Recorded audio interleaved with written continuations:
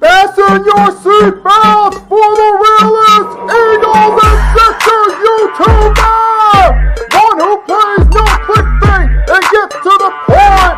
The myth, the legend, Nicky Stees! Come to my channel, you know the deal. Yo, boy, always keeps things real. Top safety statue, think they slate, dropping unrealistic magic. 2K takes for the clip. Even though cats like that get views closer to the millie, never hear me preach, LeBron to Philly. Before you watch the Eagles all the way through the early 22, authentic talk, forget what others do.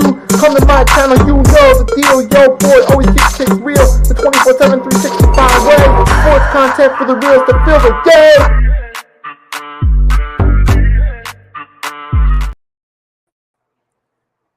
Good morning, folks. It's your boy Nicky Stees here. We back. It's around 11:30 a.m. Eastern Standard Time on Tuesday, the last day of September 2025. And for this one, we're fresh off the heels of week 4.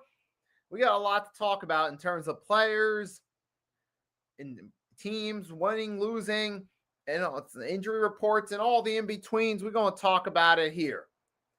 And later tonight, we're going to preview week 5 on the Hardcore Sports Network at 8 p.m. Eastern Standard Time. NFL fans, during the NFL regular season, every Tuesday, 8 p.m. Eastern Standard Time, your boy hosting NFL Pick'ems exclusively on the Hardcore Sports Network. Each episode will be featuring special guest YouTubers, predictions for the upcoming week, injury reports, roster updates, debates, and more. Every Tuesday, exclusively on the Hardcore Sports Network, 8 p.m. Eastern Standard Time. That's right, folks. That's later tonight as well. And now we're here for the 3-point blitz. We got Mitch in the chat. Good morning. Good morning. You'll probably be joining me later tonight on the Pick'ems. But in the meantime, before we get to that, we're going to talk about week 4 on the 3-point blitz. But we're going to kick this bad boy off like we usually do. We start with the usual rant of the week. And this one going to be about the whole deal. This one going to be about what happened overseas. We all know Skylar Thompson, the backup quarterback for the Steelers, got jumped and robbed in Ireland. The reports are out. This happened in Dublin at late night before when he was out enjoying himself at a bar. And we know he was jumped and robbed. But still hasn't been official report to the police. We don't know all the details of the situation, but here's the deal. Here is the deal. People are all over social media giving their thoughts, talking about how it's time, either it's Skylar Thompson shouldn't be out late, or the NFL needs to stop doing games overseas, all this and all that. To a lot of people, especially the ones calling for them to stop doing games overseas, now you got an issue with it. Now you got an issue with them doing games overseas. Yes, I understand we had this incident, but let's face it.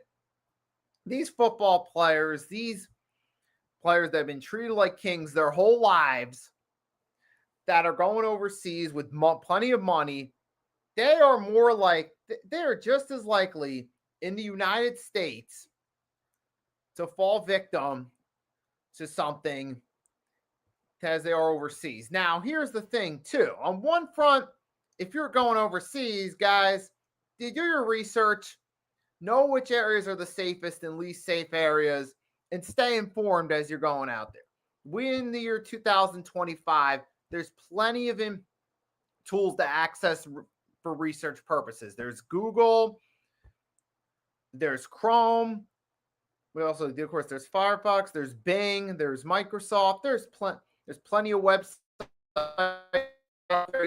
who research crimes, which areas have the highest and lowest crimes, the safest and least safe areas, wherever you're traveling to. I mean, you could have easily done this. And for those saying they shouldn't go to Ireland because of this, here's the thing you got to also consider before people just jump onto conclusions.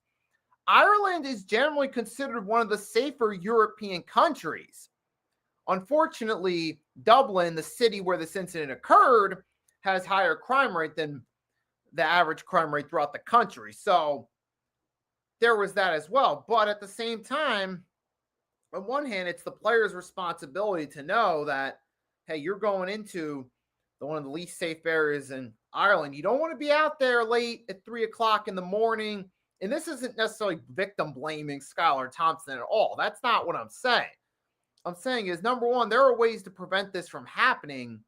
And number two, to blame it on the league for keeping these guys overseas, it's kind of silly. They put these guys in Ireland, one of the safest countries.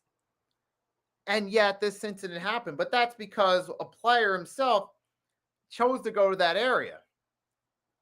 But this is why I think some of the solutions, another one is if you're the team itself and you're trying to prevent this from happening, especially now that the incident already happened, right.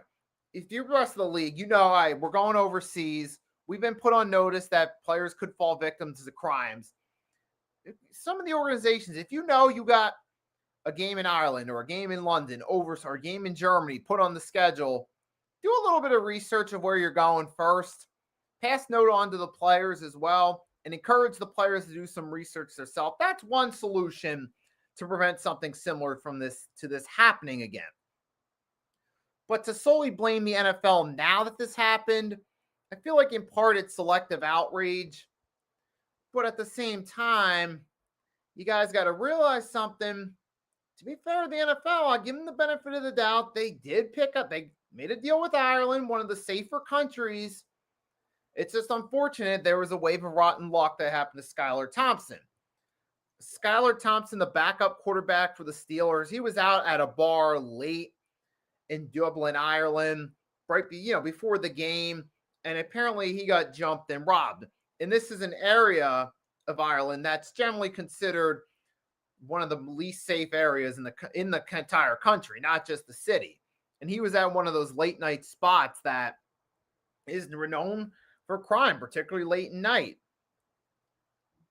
And now we don't know all the details of the situation yet, so I can't say too much about it. And that's another reason people got to stop. We don't know all the details yet. All right. You're not a detective. First off, if you're watching this, I'm sure 99% of you are living in the United States watching this. So, first off, you're talking about a foreign country. And secondly, we're not detectives. Okay. That's not our place to say. Wait for more information to come out, then form your opinion. Because a lot of people are just jumping the gun, trying to be the star of the situation, trying to be the star of the comments, or trying to be the star of the chat by putting their take out there.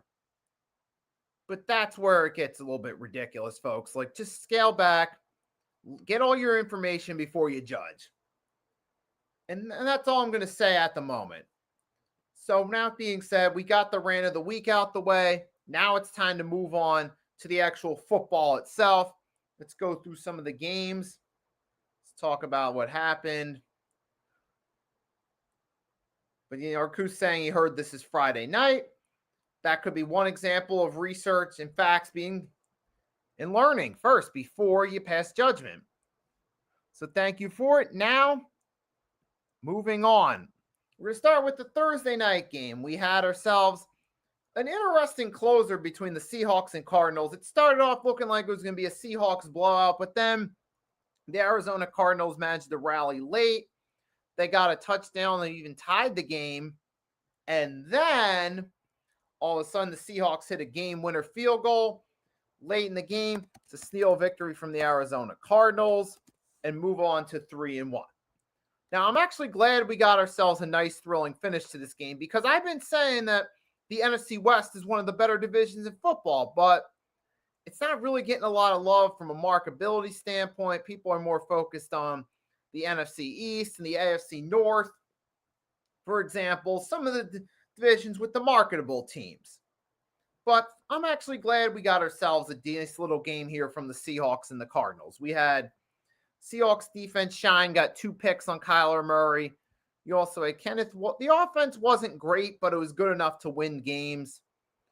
Now, in the Arizona Cardinals, the Seahawks defense did a pretty good job. They got 6 sacks to Kyler Murray.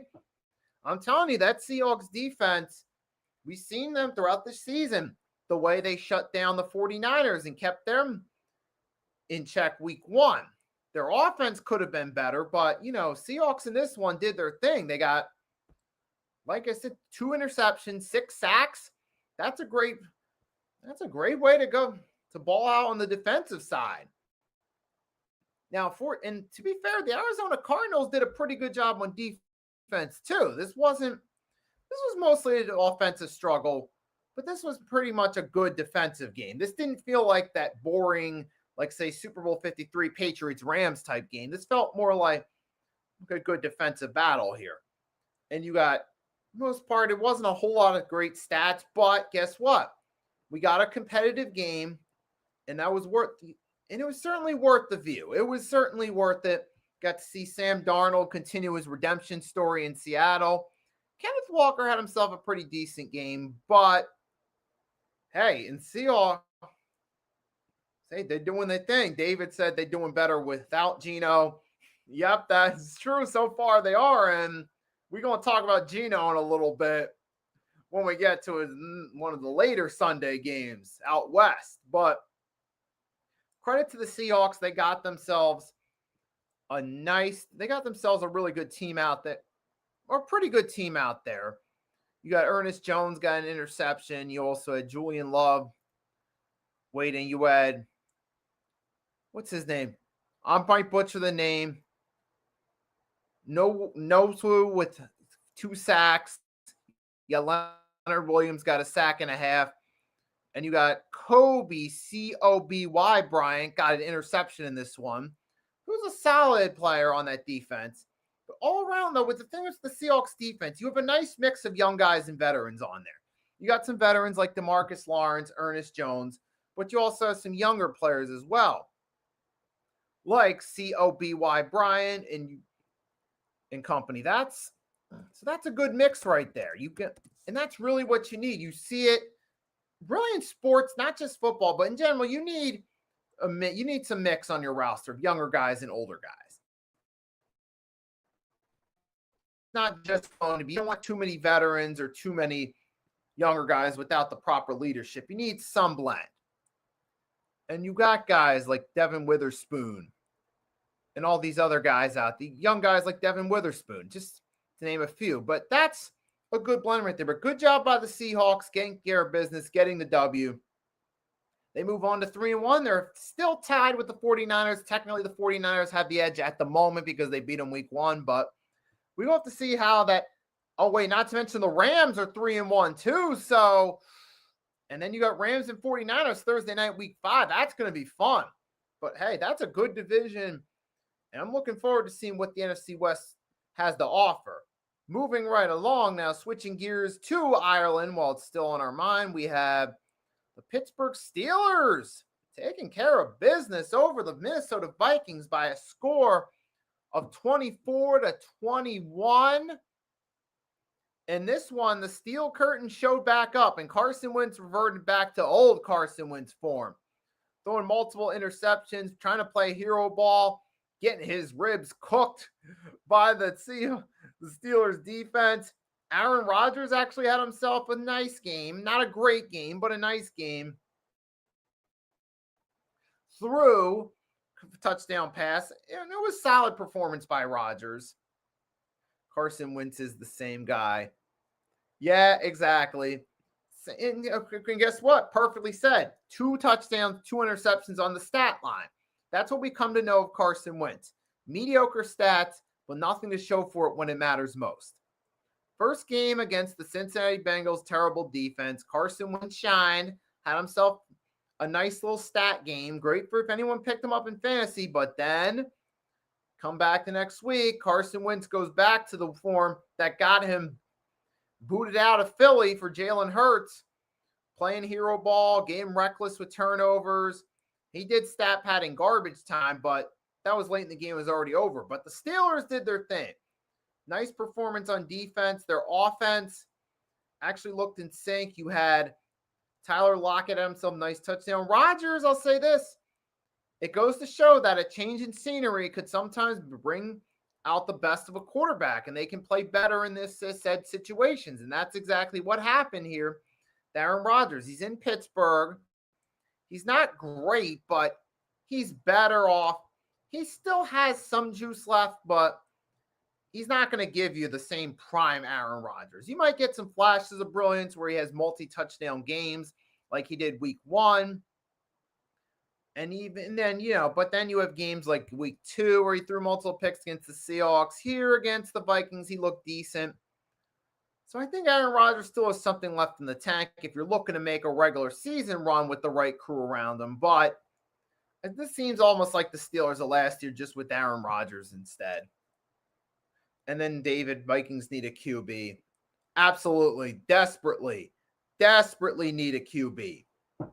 Because, folks, Minnesota Vikings, that's the one thing that's been holding them back through the Kevin O'Connell era. And we saw it in the first year. They made the playoffs, but they lost to the Giants, mainly in part because of Kirk Cousins, Captain Coco, not being able to throw the ball deep downfield, make the right plays. Then we saw year 2, they regressed as a team. Cousins was injured. Last year, they made it to the playoffs, but flamed out in embarrassing fashion, which is why I'm not necessarily sold on the Seahawks as contenders. And now this year, you're kind of struggling through 4 games, 2-2. They don't have the right answer at quarterback. J.J. McCarthy's missed 2 straight games. The Vikings are right on pace. Have one good season, make the playoffs, let your fans down the playoffs, have a mediocre season. We're on that mediocre season. Vikings are right on pace, and they do need a quarterback. They haven't really had a true franchise quarterback since Fran Tarkenton. They've had those late veteran Reynolds, Cunningham, Favre, McNabb, and those guys, but they've never had a true franchise quarterback, and they need to get it. And it's not looking like they're receiving it with McCarthy because he's not on the field for them. But congrats to the Steelers. Get a much-needed win on to 3-1. And with the way the division's looking right now with Baltimore, maybe the Steelers do end up winning the division. It's a long shot, but we still got to wait and see what happens as the season goes along. We'll see how the Steelers are doing. if the Ravens turn it around or not. But right now, it's looking like there's a good shot the Steelers might win that division and host a home playoff game for the first time since the 2020 season. But kudos to the Steelers. They did their thing. Jalen Ramsey left with a hamstring injury.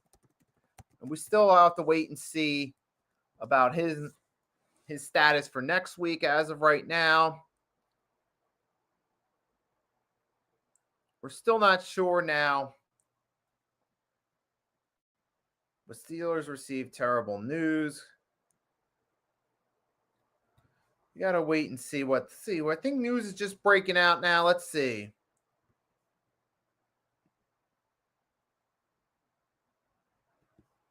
Let's see what happens. Jalen Ramsey. We got a live injury update coming in that Jalen Ramsey is expected to miss some time. Could miss several weeks.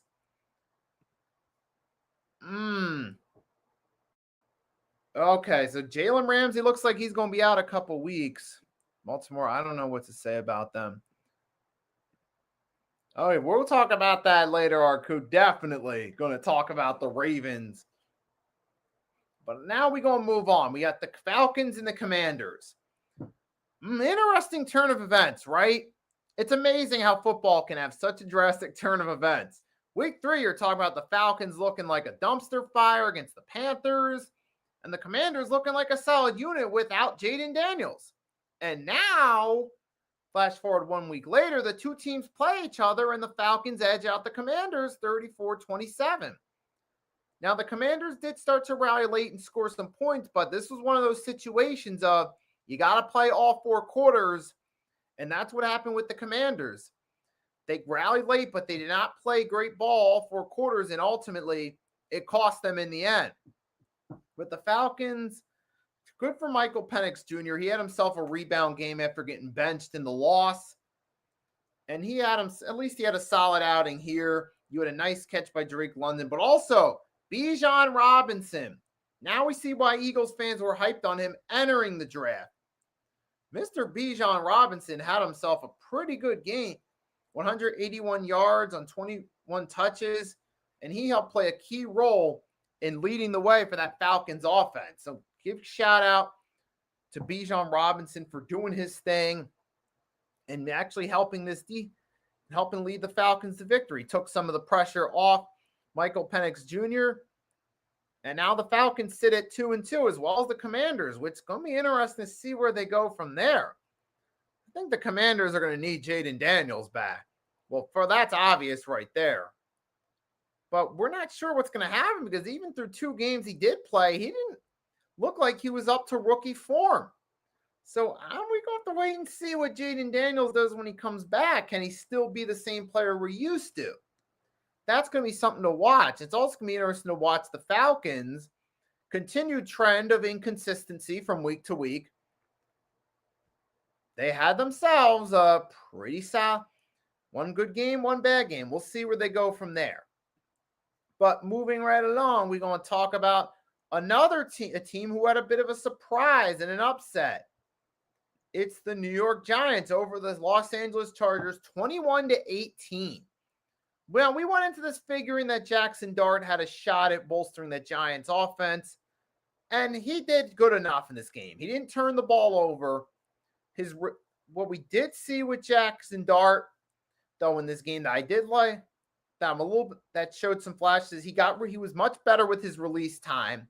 He got the ball out quicker in a quick fashion, more than half his passes, whereas Russell Wilson was holding on to the ball for long periods of time.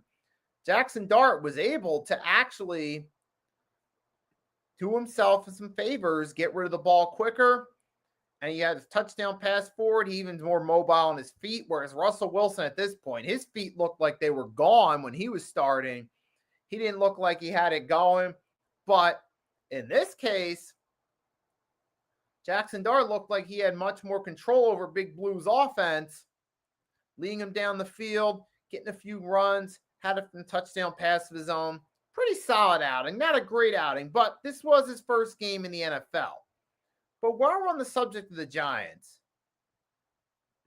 we got to talk And yep, that's a key point. We got to talk about the defense right there. As our Kuto Joe is a big blow, meaning losing. And the Chargers' offensive line has fallen apart. They've been dealing with injuries. I even said, even though they were 3-0, I felt like it was only a matter of time before the offensive line woes caught up to the Chargers. And we saw it in this game. The Giants got pressures. Abdul Carter got multiple pressures on it and had himself a good game. He was living up to the hype coming out of the draft in this one.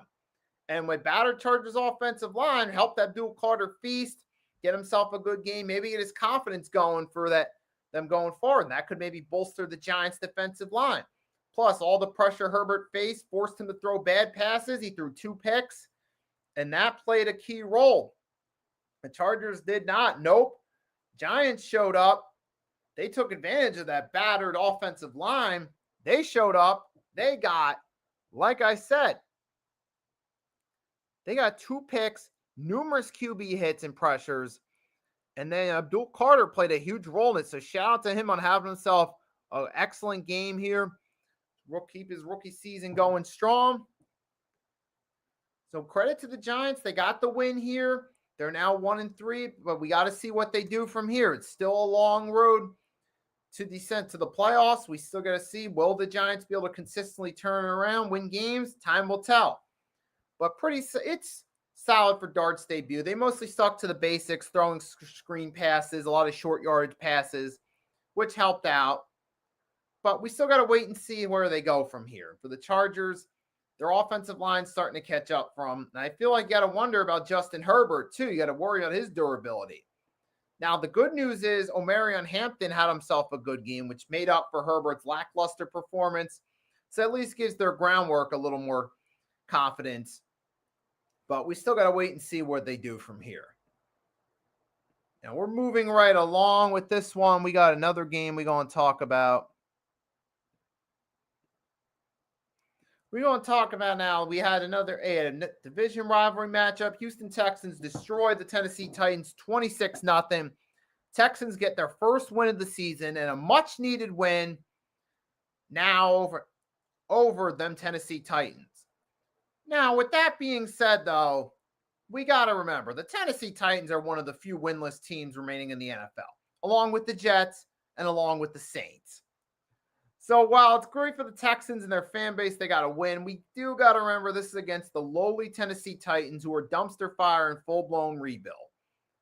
And now there was questions that are going to come up about Cam Ward.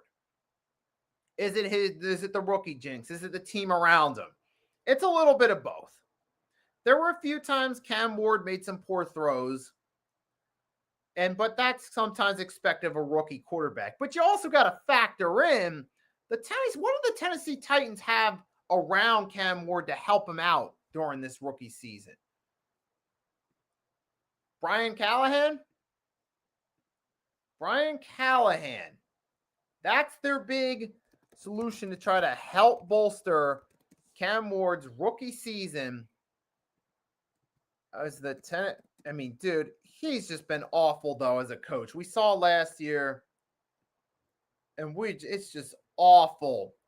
He hasn't done anything to help out this team whatsoever. And then you got Brian Callahan, he's taken from his father, his play from the Raiders in that Super Bowl against Tampa Bay, when Bill's genius idea was to keep the playbook the same going against a team that had your playbook. That's the Brian Callahan school of thought, taken right from his dad's mistakes. And that's the problem, though, too. They don't have a competent coach. They don't have really any good players to really excel with. Who do they have? Who do they have around there? I'm trying to think. Name me one reliable weapon that you have for Cam Ward. And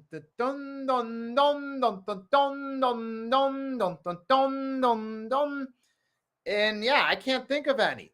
So you can also in part blame this on the Tennessee Titans as well. they didn't exactly put Cam Ward with the right mentors to help him grow and learn. And I'm just hoping that this isn't the beginning of his career being destroyed. And for the Houston Texans, they got the win, but this feels like this says more about the Titans than it does the Texans, because the Texans, make no mistake, they've been playing awful. I've talked about that. They may have had a good game here against the Titans, but that's saying more about the Titans being a complete wreck at the moment than it does the Houston Texans. But moving right along now we get to talk about an actual good game that happened at the 1 p.m. slot. It was between the Philadelphia Eagles and the Tampa Bay Buccaneers. In this one, we saw the special teams shine. We had ourselves, folks, a blocked punt early, return for a touchdown by Sidney Brown. We had Chase McLaughlin broke a Tampa Bay Buccaneers franchise record for longest field goal made, a 65-yarder, which was held by Matt Bryant, who ironically kicked that field goal to initially break the longest field goal record against the Philadelphia Eagles in Tampa Bay. But this go around, we had the Eagles offense. They pulled a nice few trick plays. Kevin Patullo had some tricks up his sleeve. They went to fake the tush push, pitched it out to Dallas Goedert. He ended up scoring a touchdown. Then Saquon Barkley is a running back, still kind of in, but the Eagles are having get themselves a win, finally get a win in Tampa Bay. But at the same time, I got to give credit to the Buccaneers, because here's what I didn't say in my post-game recap. The Tampa Bay Buccaneers are a scrappy bunch. They're resilient, and they continued fighting throughout the whole game. They had 2 long touchdowns. Igbuka had a long touchdown reception to inch in the lead. You had Bucky Irving caught a nice pass for a touchdown, putting the Bucs game closer and more competitive. So I got to give the Buccaneers credit too. Even though they lost, they put up a good fight, and I'm still confident that this team can win games and win out the NFC South. Now for the Eagles, here's a little bit of a concern. We had a few players leaving early. Lane Johnson left. He's still questionable. Jalen Carter left the game. He's still questionable. You got to wonder, is this going to catch up with the Eagles as time goes along, especially if these guys don't play? We're going to have to wait and see. But for now, Eagles are still 4-0. They remind you why they're defending Super Bowl champs. They adjusted against Tampa Bay. A little bit unpredictable the play calling. Special team stepped up. And Tampa Bay, to their credit, put up a fight. They were resilient, but they just couldn't close the deal.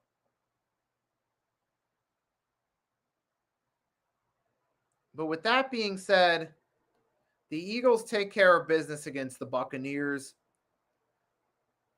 And now we're going to move right along. We're going to talk about this next game. Okay. Yeah, boy, this was a fun game if you're a fan of the winning team. If you're a fan of that team, the New England Patriots, you had yourself a fun day. And here I am doing the Fly Eagles Fly with the color of 2 of my division rivals in the background. But with that being said, though, the Patriots-Panthers, let's just say this. The Carolina Panthers are what we thought they were. They're a dumpster fire. And they showed it again. Last week, they had themselves a lucky week against the Falcons, but now the Patriots came back, took care of business. Patriots are 2-2. Hey, what I can say about them is you take advantage of that easy schedule, get yourself a few wins. What was also notable in this game, we had Marcus Jones had a long punt return for a touchdown, taking it to the house. And that's a scene. That's a trend that followed throughout this week. Like I said, you had the Eagles with Sidney Brown. You had the Pats. Marcus Jones had a return for a touchdown. I mean, this was the special teams week. Special teams were the real MVPs of this one, which I'll put it in perspective after we get through these games.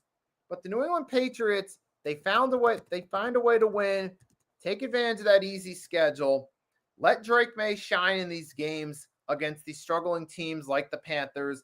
Let him get his confidence up.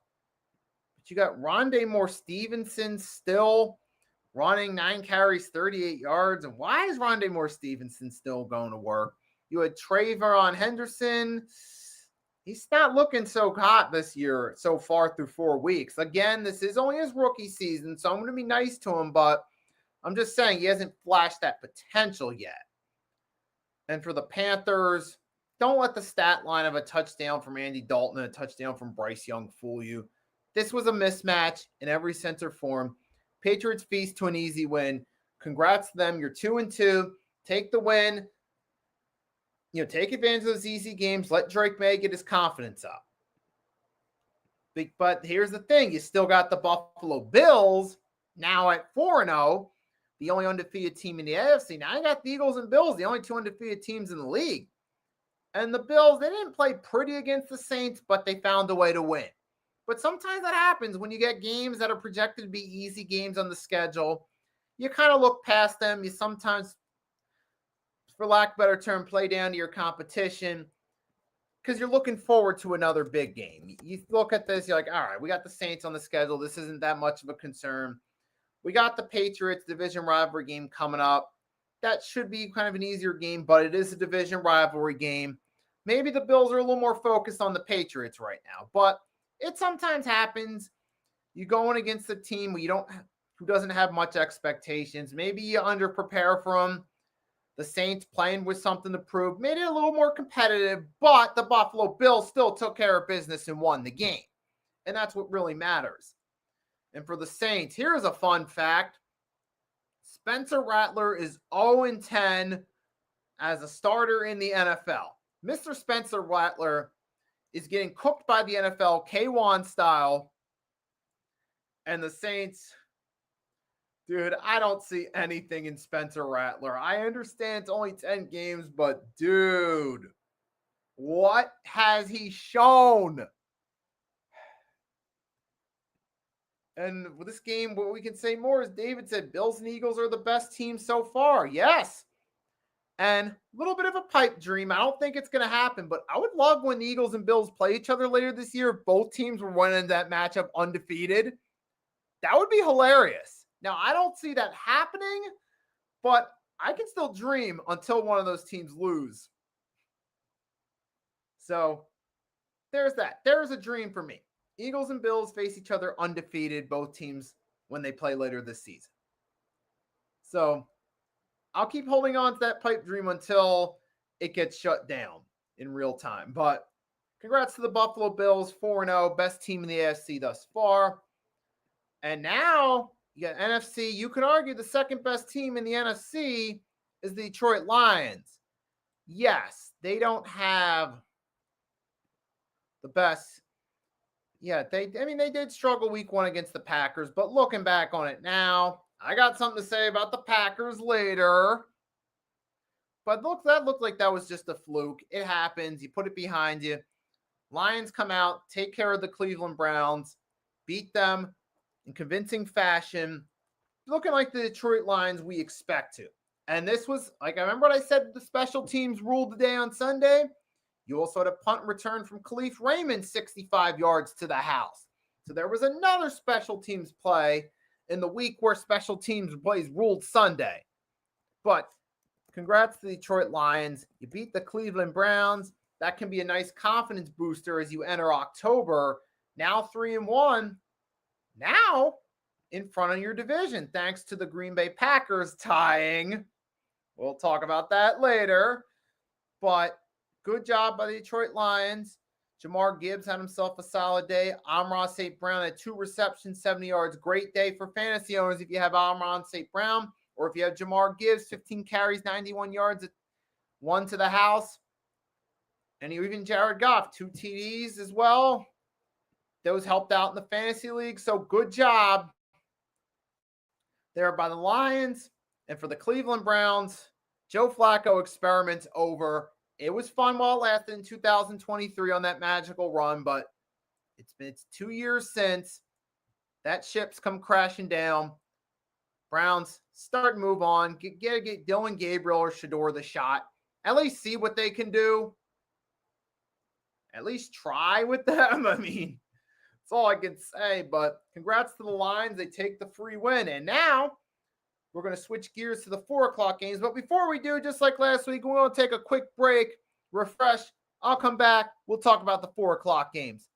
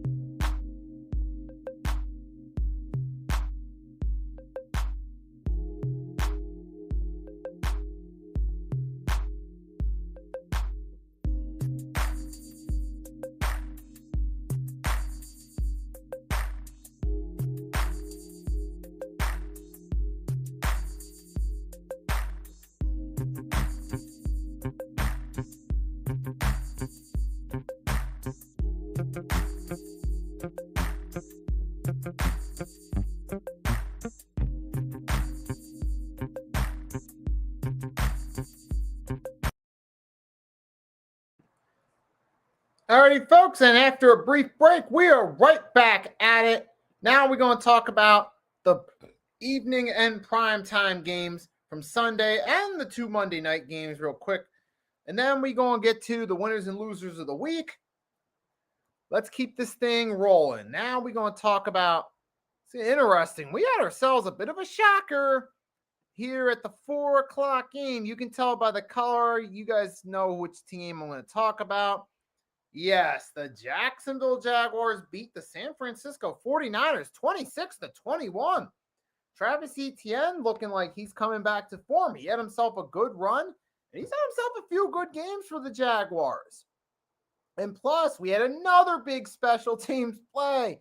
Parker Washington returned a punt 87 yards to the house and played a role in the Jaguars getting the win over the 49ers. Plus, like I said, Travis Etienne starting to come back to form. He's flashing his potential. I think looking back on it now, Travis Etienne, who had Mr. Urban Meyer, didn't really want to draft back in 2021, but did so anyway. Turns out that was the best thing of the Urban Meyer era in Jacksonville, was picking Etienne. And it showed here, 19 carries, 124 yards, 6.5 yards, 1 touchdown. And now he's had himself 2 straight games with a score.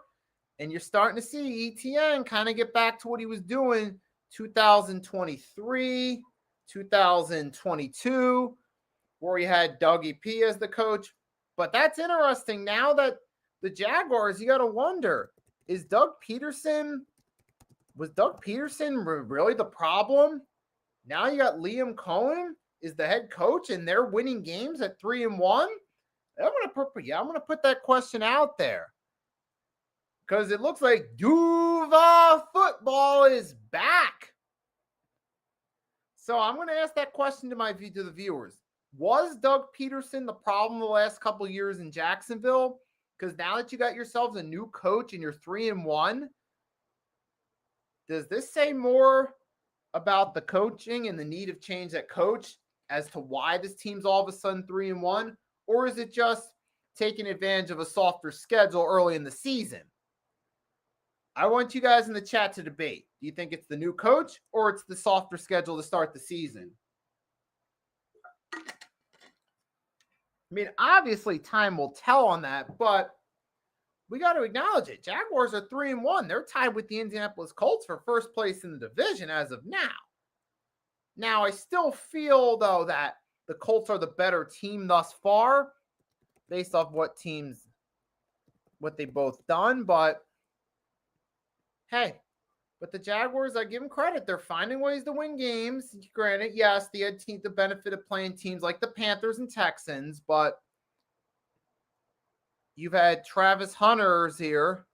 Travis Hunter, I mean, he hasn't done anything great yet, but he's had some tackles. He's had some assisted tackles, but we're still kind of waiting to see what he can do. We're still waiting for a sack or a INT to see what he can do there.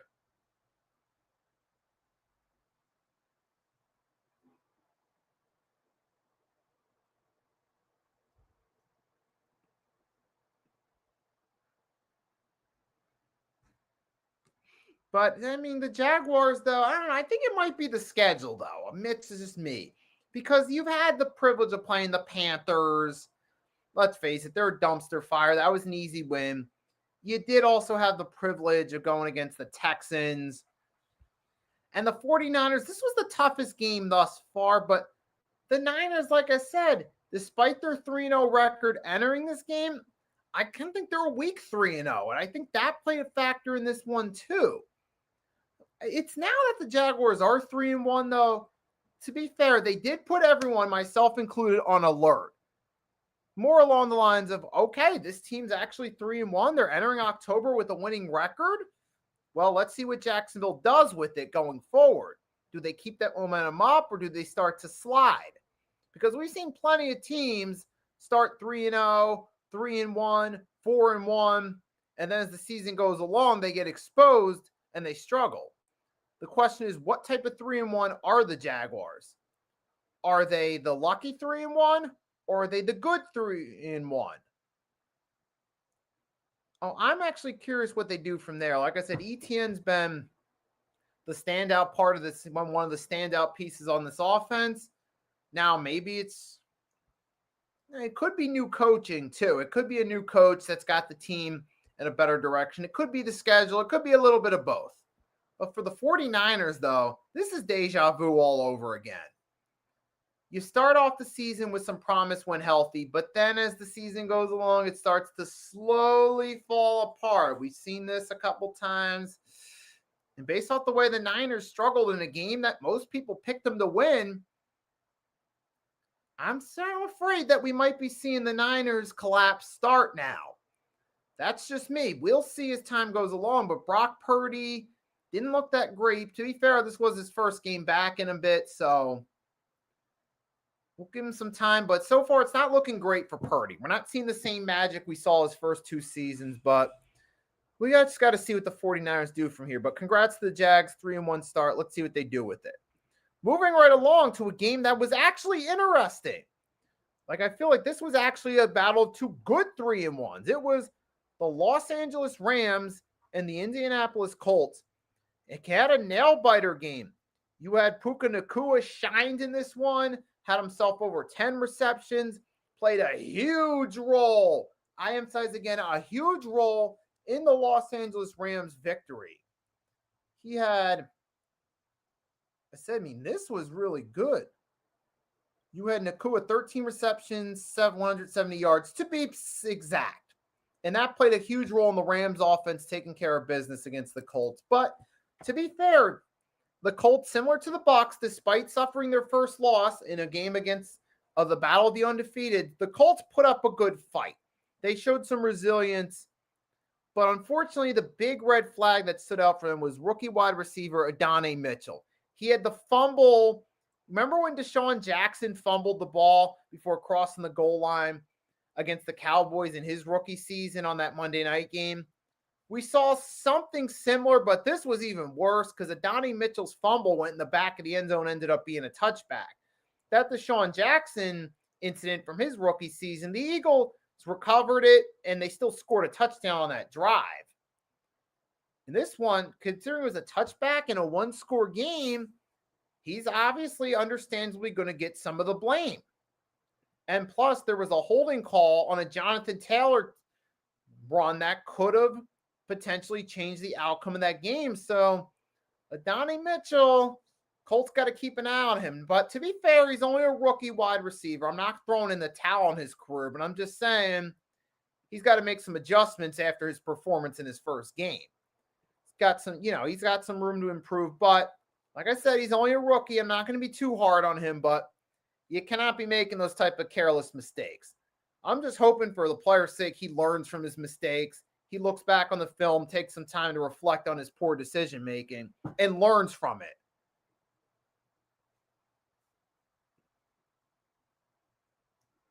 This was the Eagles-Cowboys back in Deshaun Jackson's rookie season.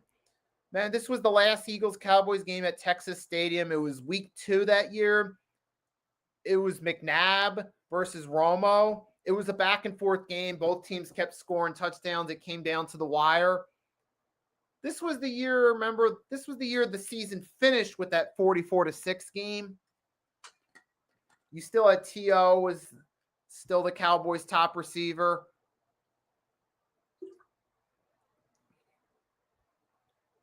Remember Deshaun Jackson was wide open, looked like he was going to score a touchdown, but he dropped the ball, started celebrating before he crossed the plane.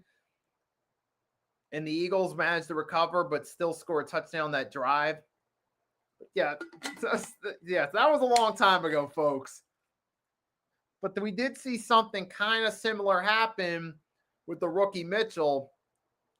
But even then, I'm not going to solely blame it on him, even though he did make 2 crucial mistakes. You also got to look at the Colts secondary did not do a good job stopping the Rams receivers. Now, to be fair, you're going against Puka Nacua, one of the top receivers in the NFL. That's a tough matchup. But you got to do better for future situations. So I'm not going to solely blame it on the rookie, but hey, it's just one of those things for the Colts. Look, you played a tough game against a good team. You had them on the ropes most of the game. You had the lead at points. The Rams just got the better of you. But to me, it's one of those things where with the Colts and Rams, the Rams have more experience in these type of knock them out, drag them out games. And their experience paved way late. They ended up taking care of business and getting the win. But to be fair, the Colts still played a good game. And I still think they could be I'm not throwing in the towel on them. They're still a threat to possibly win that AFC South. So I got to give the Colts props. Even in defeat, they showed some resilience against a good team. And credit to the Rams. They ended up winning this game. So this ended up being a good game. So salute to the Colts and Rams providing ourselves a good game. Because the other 4 o'clock games, let's start with this one. Bears and Raiders. It's for anyone that's a fan of Ashton Genty, I'm sorry that his peak performance through his first month of his career came in this game. Because Genty finally had himself a really good game. We finally saw him flash his potential. That's why I said, guys, don't throw in the towel on Genty just yet. It's only 3 games into his career. Maybe he just needs a few weeks to get used to the NFL style of running before he has himself a good game. And it looks like that's what happened. Sure, he had 3 weeks where he didn't play that great, but it's only his rookie season. Game 4, he came out, had himself a good game, kept the Raiders in it against the Chicago Bears. He had himself specifically 138 yards and a touchdown. So now you start to see Ashton Genty's catching on a little bit. This could be the start of where he finally lives up to the hype that we expected coming out of college. Maybe he just needed a few weeks to get used to the NFL. And now you're going to start to see him flash his potential and excel at that level. So, but shout out to Ashton Genty. He was the highlight for the Raiders in a losing effort. And for the Chicago Bears, credit to Kevin Byard. He had himself a good game here. He had 2 picks on Geno Smith, and he played a significant role in this. And yeah, exactly. Absolutely. And David said, I would have ran the entire game. And for reasons justified, because that ties into my next point. Outside of Genty's good game for the Raiders, Geno Smith had 3 picks. 2 of them were to Kevin Byard, who gets credit for having those 2 interceptions and playing a role in helping the Bears. But for Geno Smith having a 3-pick game, in a game a lot of people thought the Raiders were going to win, because in our pick'ems pool, a lot of us thought the Raiders had the Bears number. They were the favorites, and ultimately a 3-pick game from Geno and a 1-score game. Yeah, kind of easy to point the finger of blame in that direction. Now, are we going to say that's the only problem? No, but it was a significant factor, and it was the main reason the game finished the way it did. So on one hand, yeah, Geno, he's looking like a game manager quarterback, middle of the pack. I mean, sure, he had that one magical season in 2022, but let's face it, the luster from that one awesome season wore out. Geno Smith he's not the same Geno Smith. We don't see the same flair there. So I'll leave it at that, and we'll say that. But the Raiders, man, even Pete Carroll says he's sticking by Geno despite the 3 picks. It's like, I don't know, just something about Geno Pete Carroll likes. I don't know what it is, but there's something there. And for the Bears, they won this game, but I was not impressed by their performance. Caleb Williams, let's just say, I don't know if he's quite the guy yet. I mean, yes, the team won, and credit to them, but I mean, he had a touchdown to pick, but he didn't have a great game in this one either. I mean, it really wasn't anything to ride home about. Now, granted, he does have 8 touchdown passes, but 4 of them came against the Dallas Cowboys. But also, most notably, guess what the fighting factor was for the Chicago Bears? A blocked field goal that won the game. So again, the special teams were the MVP for the week. Bears won off a blocked field goal. Lions had a return for a pick. You had, where the Lions had a special teams return. You had Chase McLaughlin, so on and so forth. But the Bears beat the Raiders. Let's move on, because I got a lot to say about this next one. We thought we were going to get ourselves a really good game. And don't let the final score fool you, folks. It was not as competitive as it looks. The Baltimore Ravens flamed out against the Kansas City Chiefs. Now, Kansas City, they did have the benefit of Xavier Worthy back. Their offensive line played good. They nearly scored 40 points. They look like they're kind of returning to form. But on the other hand, this is against the Baltimore Ravens team that has struggled all season and underachieved thus far. You had what? This is now 3 losses. All 3 of their losses, they let up over 30 points, all against playoff worthy teams. And even though Kansas City's 2-2, I still see Kansas City as a playoff worthy team. I don't think the 0-2 start's going to stop them from at least making the playoffs, possibly even winning the division. With the Chargers getting battered by injuries, they might collapse late, and that would probably open the door for Kansas City to probably win the division again. But in this one, Kansas City did what they had to. They took advantage of a struggling Ravens defense, a struggling offense, with Lamar leaving due to a hamstring injury. So congrats to Patrick Mahomes. He had himself the game he needed. And this could be the turning point where Kansas City starts to get rolling again. And I think it will be. And for the Ravens, dude, I'm going to have to rant about them for a bit. I know some of you guys in the chat probably want something to say. Feel free to chime right in. For the Ravens, though, I've never really been sold on them as contenders because of their lack of playoff success, but even this 1-3 start by Ravens standards is shocking. Yeah, absolutely.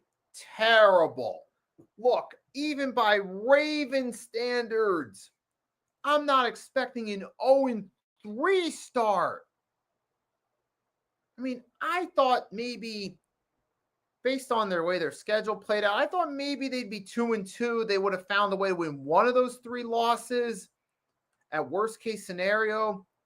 But their defense is terrible. Their offense keeps making boneheaded mistakes. Lamar's questionable for week 5. I think what's really happening, this is me. The Baltimore Ravens in recent years have been a talented team held back by poor organization with the front office and coaching. And now 2025 is the season, the poor structure is finally starting to catch up to them. They were a team that was successful in spite of themselves because of their talent.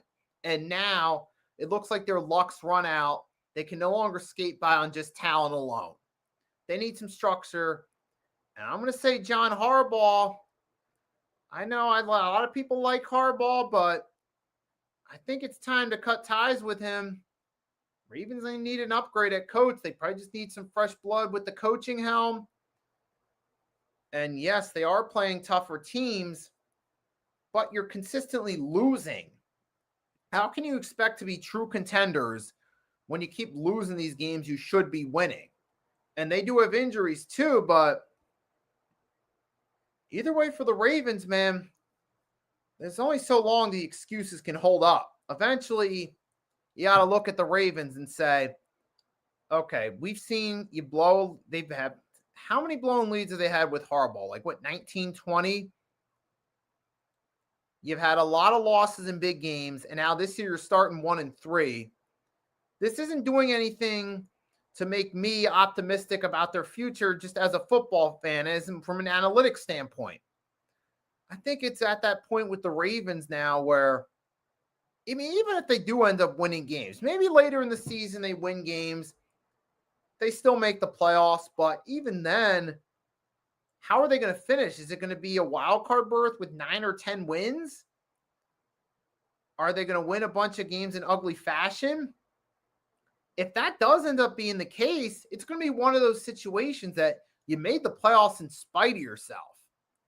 And I'm thinking that's probably what's going to happen with the Ravens as the season goes along. Now that I said it, I got a gut feeling it's going to be one of those sneak in the playoffs in ugly fashion and flame out.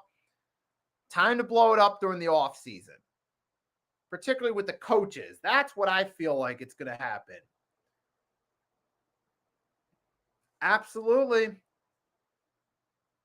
And for Kansas City, congrats on the win. Like I said, I'm not counting them out just yet. Now they're back to 2-2. I think people are starting to realize, hey, wait a minute, we shouldn't count this team out. But speaking of disappointing teams, now I'm going to switch helms to another team that's been disappointing. The Green Bay Packers. After week 2, folks, I'm crowning this. I was ready to crown this team contenders in the NFC. And then this happens. It's one thing to lose to Cleveland. Yeah, okay, I hope Mitch isn't in the chat for this one because I'm going to have something to say about this one. And for the Packers, look, it's one thing to lose to the Browns. You should have won that game, but you lost. Okay, upsets happen. I figured it's just one bad week. You'll bounce back. But instead, what do? They tie the Cowboys in what's supposed to be Parsons' revenge game. A game you were favorite to win.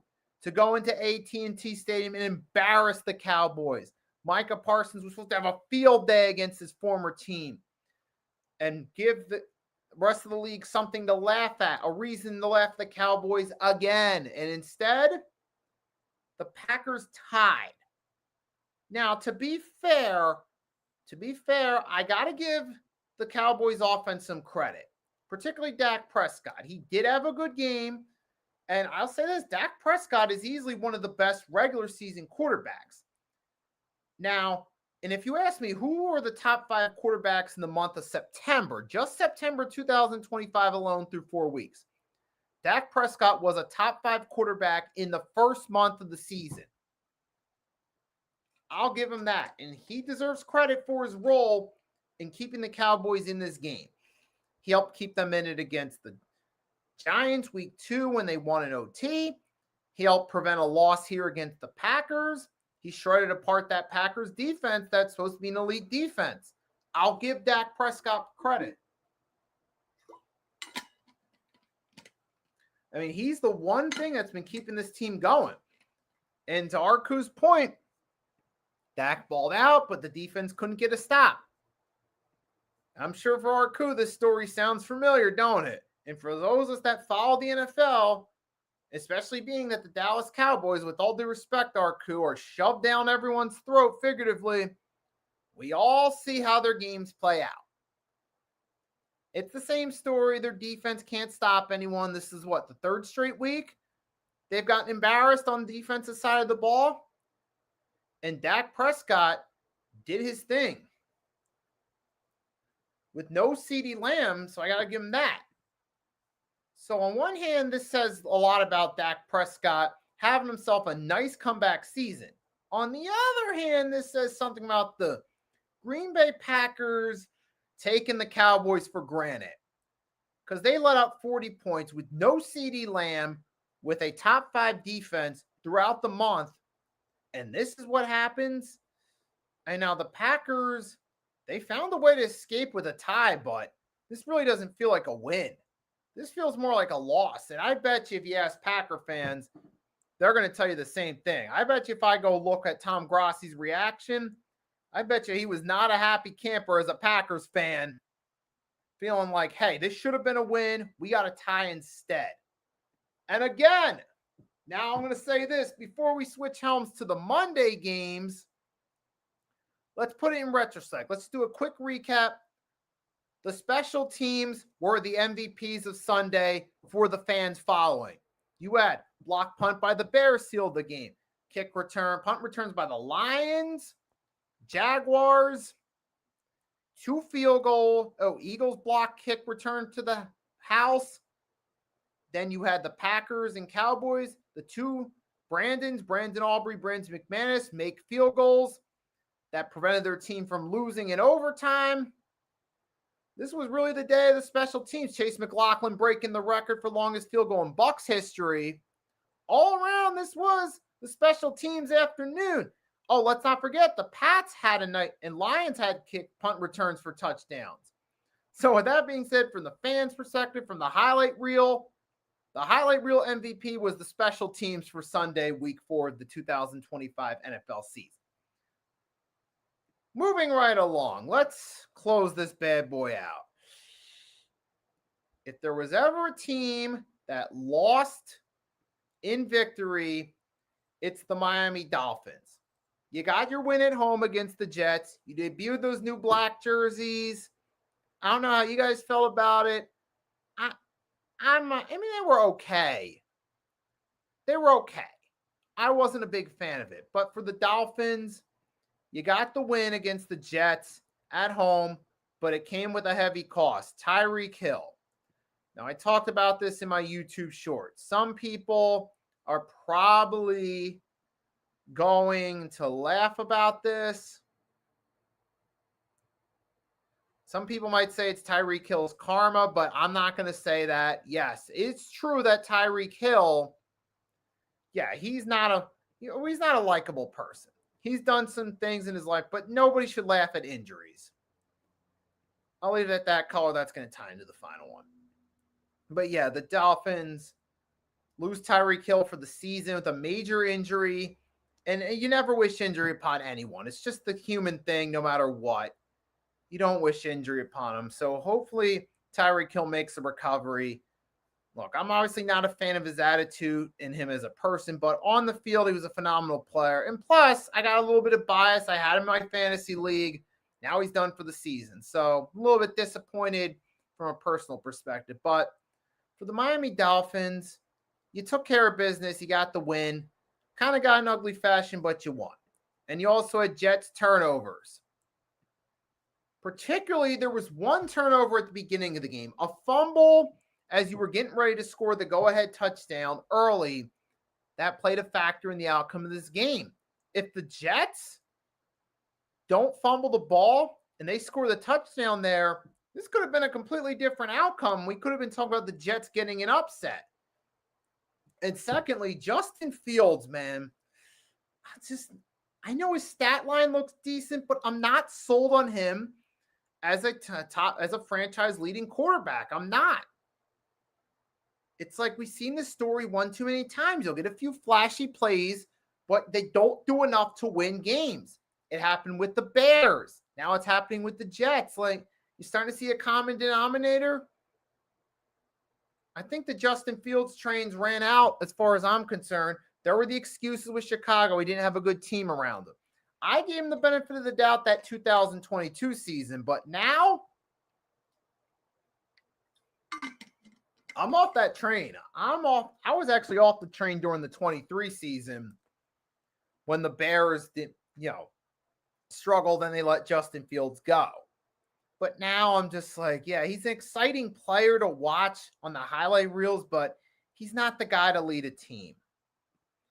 And for the Miami Dolphins, they get the win here, but I got to wonder about Tyreek Hill.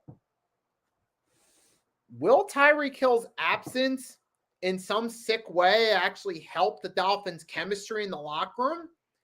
Because you don't want to necessarily say that about someone who's dealing with a major injury, but realistically, maybe the Dolphins' chemistry is better off without Hill in the locker room. I mean, not by a whole lot, but it is possible. But even with that does end up being the case, I'm not wishing this injury upon Tyreek Hill or any player. But it's kind of an unfortunate shame that that's the main talking point of this game. That and Jets turnovers. I think this is more about the Jets struggles as a team than it does the Dolphins. I mean, the Dolphins got the win, taking a run with it, but I'm not sure where they go from here. Next game, I'm going to close this out, talk about the Denver Broncos and the Cincinnati Bengals. Okay, so congratulations to the Broncos. You got yourself a win. Nice performance by Bo Nix. Feast off that Bengals struggling defense. And now the Broncos sit at 2-2. Bengals sit at 2-2. Well, we kind of know what direction the Bengals are going in. But what direction are the Broncos going in? They got the Eagles on the schedule next. That's looking like a good matchup for us. But we'll talk about that more at another time. And for the Broncos, I see a middle of the pack team the way they're playing thus far. Yes, they did beat the Bengals in convincing fashion, but it was also a Cincinnati Bengals team. They had no real quarterback for a while. Their defense, again, is trash. They don't know how to get pressure on the quarterback. You got one player carrying the defense, but it's not good enough. But either way, a win's a win for the Broncos. See what you do from here. Arku says Justin Fields is all right. To me, that's what I see him as. I just see Justin Fields as an average NFL quarterback. But now moving right along, we're going to close this bad boy out with the week 3 winners and losers. Kind of just going to breeze by my list because I mostly talked about the reasons why these teams are winners and losers. So let's get ready to close this bad boy. He was fine yesterday. And yeah, Justin Fields was fine, but just played fine. I'm not really sold on just being fine, especially on a team that's 0-4 where you need more out of them. And the Bengals are gosh. Bengals are trash. I mean, trust me. There's a good chance Bengals are picking top 5 in this draft. Don't be surprised. Or maybe top 8. if not top 5. But yeah, they're definitely picking in. They're definitely picking early this year. Cincinnati Bengals are trash. Nothing else to be said. Let's go through this quick breeze of week 4 winners and losers. Winners, take the unconventional answer. Fans of special teams plays. You got yourselves a lot of highlight plays from the special teams, as stated. Next winner in this one. Got to go with the Philadelphia Eagles. Yes, they are my team, but hey, they're still undefeated as defending Super Bowl champs. They beat Tampa in the hot weather in Florida, got that jinx off their back. They can build momentum going forward to their matchup against the Broncos. Second winner. The last winner in this one, I'm going to go straight up I'm going to go with the Los Angeles Rams. Hey, they took care of business. They won a tough battle against the Indianapolis Colts. They move on to 3-1. Now they're sitting at tied for first place in the NFC West. So shout out to the Rams for taking care of business there. Week 4 losers. Kind of the quick panel. Baltimore Ravens. Watch their performance against Kansas City. Plus for the combination of injuries and poor play. Now you're sitting at 1-3. Second loser in this one. Gonna go with the Carolina Panthers. I mean, in a season where you thought maybe there was some expectation for your quarterback, you had on paper an easier schedule to start the month. This is what you do. Keep getting blown out. Major L. And last, the Cincinnati Bengals. Those are my winners and losers for week 4, folks. So that's all I got for you for this one. That's another episode of the 3-Point Blitz down in the books. Next week, we're going to do episode 29, mostly focused on week 5 of the NFL season. And speaking of week 5, we got later tonight, exclusively on the Hardcore Sports Network, 8 p.m. Eastern Standard Times, NFL Pick'ems, week 5. NFL fans, during the NFL regular season, every Tuesday, 8 p.m. Eastern Standard Time, your boy hosting NFL Pick'ems exclusively on the Hardcore Sports Network. Each episode will be featuring special guest YouTubers, predictions for the upcoming week, injury reports, roster updates, debates, and more. Every Tuesday exclusively on the Hardcore Sports Network, 8 p.m. Eastern Standard Time. So that's right, folks. We got that later tonight. Your boy will be back 8 p.m. Eastern Standard Time. Talk about NFL predicts pick'ems. We're going to talk about the games, preview week 5. So with that being said, close this thing out. Shout out to my loyal 3-Point Blitz followers in the chat. Arku, David, Mitch, thanks for stopping by as always. I always hope you enjoy each and every episode. And I'm looking forward to seeing you guys in the chat some more. So thanks for being loyal supporters of the show. And to everyone that stopped by, whether it just be for a minute or for most of the show, thanks for your support. You're the reason I can do this. If I don't catch you in the chat later tonight on Pick'ems, have a great rest of your day. It's your boy Nicky Stees signing off.